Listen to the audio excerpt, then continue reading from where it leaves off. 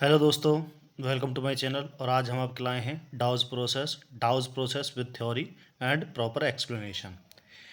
तो चलिए, ये हमने एग्ज़ाम पॉइंट ऑफ व्यू से थोड़े से नोट्स बनाने की कोशिश की है, जिससे कि आपका एग्ज़ाम में आपको किस तरीके से लिखना है ये आपकी समझ में आ सके। तो डाउज प्रोसेस होती क्या है, देखो। इन this reaction chlorobenzene is hydrolyse in the presence of NaOH। मतलब इस रिएक्शन के अंदर हम क्लोरोबेंजीन का हाइड्रोलाइसिस कराते हैं, किसकी प्रेजेंस में?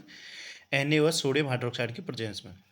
तो in this reaction water and NaCl remove to make phenoxide ion.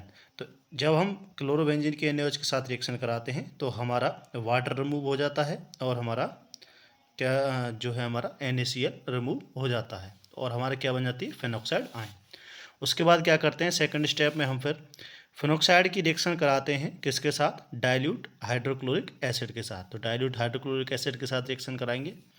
जब हम फिनॉक्साइड आयन की डाइल्यूट हाइड्रोक्लोरिक एसिड के साथ रिएक्शन कराते हैं तो हमको क्या मिलता है?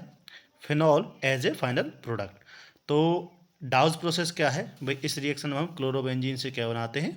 फिनॉल बनाते हैं। ठीक है, तो हमको क्या मिलेगा?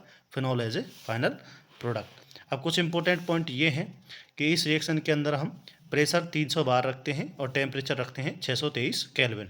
तो ये इंपॉर्टेंट पॉइंट है, ये भी ध्यान रखना। कई बार ऑप्शन टाइप में पूछा जाता है कि डाउज प्रोसेस के अंदर प्रेशर को और टेम्परेचर को हम कितना मेंटेन करते हैं। तो चलिए रिएक्शन देखते हैं।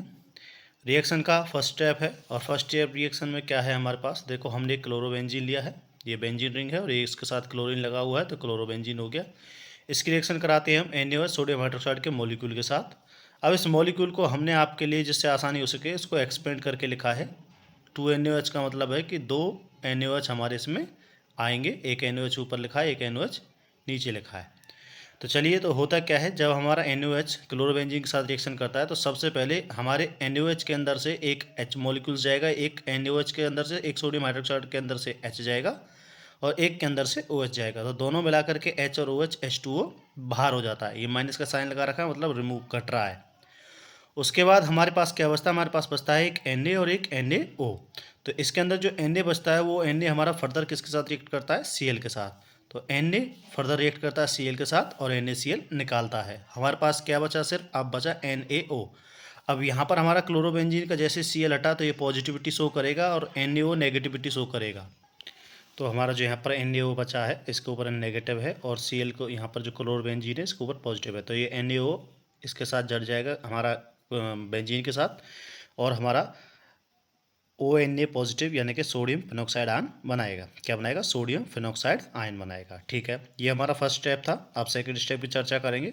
सेकंड स्टेप में क्या है, हमने जो यहाँ पर फिनॉक्साइड आयन बनाया था, ये वाला सोडियम फिनॉक्साइड आयन, इसकी हम किसके साथ रिएक्शन कराएंगे? फर्दर डाइल्यूट हाइड्रोक्लोरिक एसिड के साथ रिएक्शन कराएंगे।